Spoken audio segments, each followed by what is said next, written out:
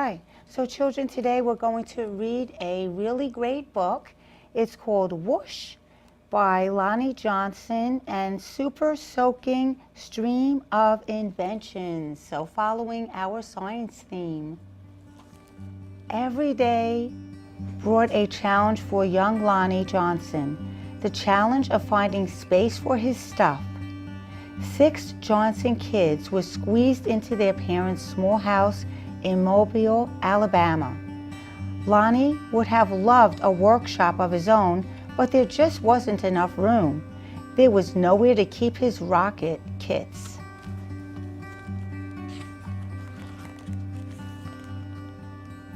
Bolts and screws and other spare parts his dad let him bring in from the shed, and various other things he'd handed back from the junkyard.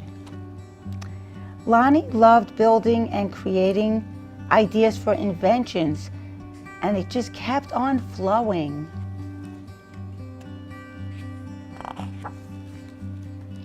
He learned how to make rockets from scratch. Whoa, that's exciting.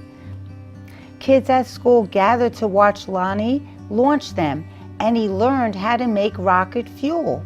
When it caught fire in the kitchen, Lonnie's mom didn't make him stop. She just sent him to work outside. And remember, children, always be with your parents when you do anything with experiments, please. Lonnie wanted to spend his life designing things, building things, getting them to work. He wanted to be an engineer. However, Lonnie took an exam that he said would not make a very good, and he would not make a very good one. His dream had been challenged. Lonnie was discouraged, but he knew that whoever had graded his test hadn't met him yet. Let's see what happens. Inspired by a TV show, Lonnie built his own robot. He made it out of scrap metal and named it Linux. Compressed air cylinders and valves allowed Linux's body to turn and his arms to move. The switches came from an old broken jukebox. Lonnie used a tape recorder to program Linux, and as a bonus, the reels looked like eyes. Lonnie wanted to enter his creation in a science fair, but he couldn't get the transmitter to work. Without it, Lonnie couldn't send commands to Linux. Science fairs came and went. Lonnie missed one and then another until he got an idea. Ooh. Now, Lonnie may or may not have asked before he borrowed his little sister's walkie-talkie. We'll see what happens.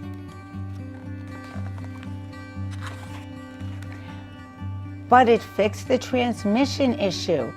His school's team took freshly finished Linux to a 1968 science fair at the University of Alabama, where only 5 years earlier, African American students hadn't even been allowed.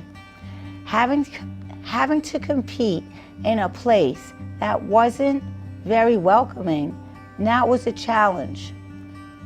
But Lonnie still entered and he won first place. Yay, yay for Lonnie.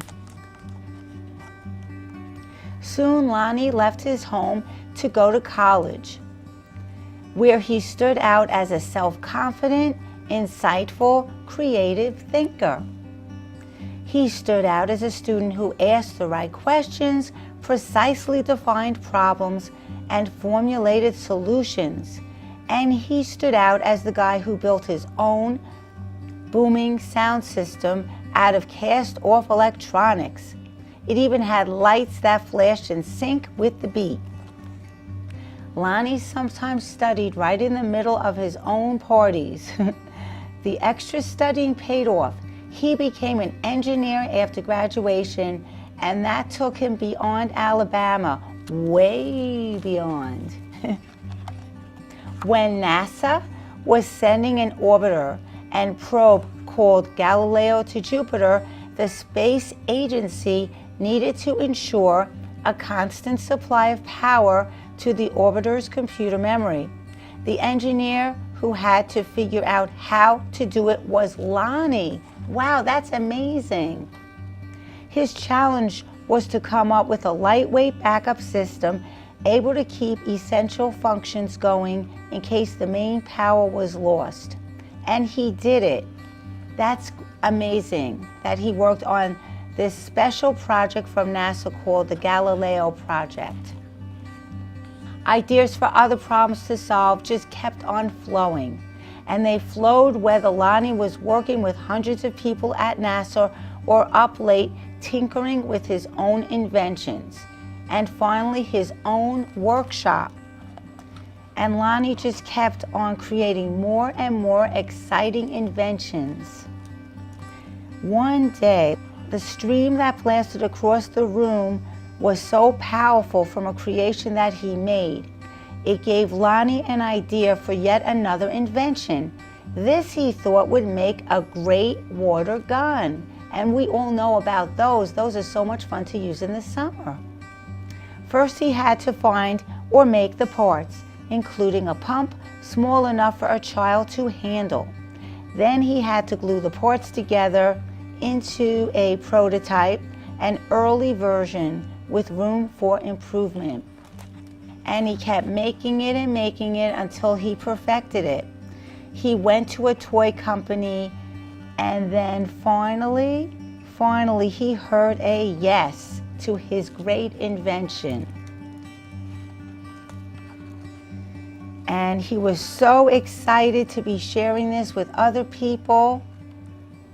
And that's how Lonnie invented the water gun. And this is a wonderful story about being creative and following your creativity and imagination to make really fun and wonderful things for all of us. Thank you so much, everyone. And now, as always, I'm going to ask our special friends what they thought of our book. Okay, we have Patches and Speedy. Let's hear, boys. That's so true. They said they loved this book also, and it was so inspiring that anyone can create things and be a scientist and an inventor. And it's just so much fun to always learn new things each and every day, as we always do on this wonderful show. Thank you, everyone.